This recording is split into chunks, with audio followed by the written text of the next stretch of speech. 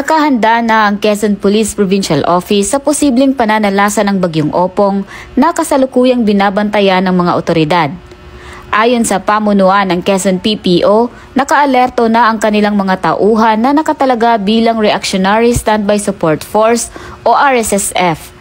Nakaantabay ang mga ito upang magsagawa ng rescue operation, evacuation assistance at pamamahagi ng relief goods sakaling kailanganin bilang suporta sa mga lokal na pamahalaan at mga ahensyang may kinalaman sa disaster response.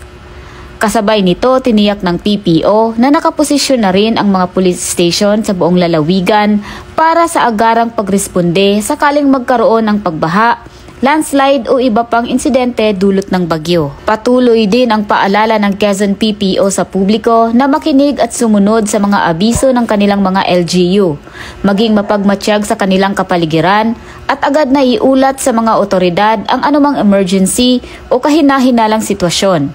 Hinihikayat din ang lahat na makipagtulungan at manatiling kalmado upang sama-samang malampasan ng mga Quezonian ang banta ng Bagyong Opong. Dahil alam naman natin na yung bagyo pa iba-iba ng forecast, kaya dapat ang ating mga kababayan ay maghanda pa rin makipagtulungan, sumunod sa utos ng local government, sumunod sa ating kapulisan, pag sinabing forced evacuation, talaga po tayong sumunod, magkusa na tayong umalis, lumikas at pumunta po doon sa mga safe areas, doon sa ating mga evacuation center.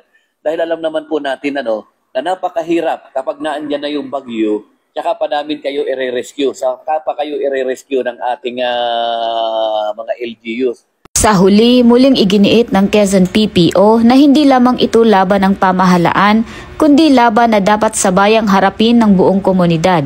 Sa pagtutulungan ng bawat isa, makakabangon at mananatiling ligtas ang buong probinsya mula sa hagupit ng kalamidad.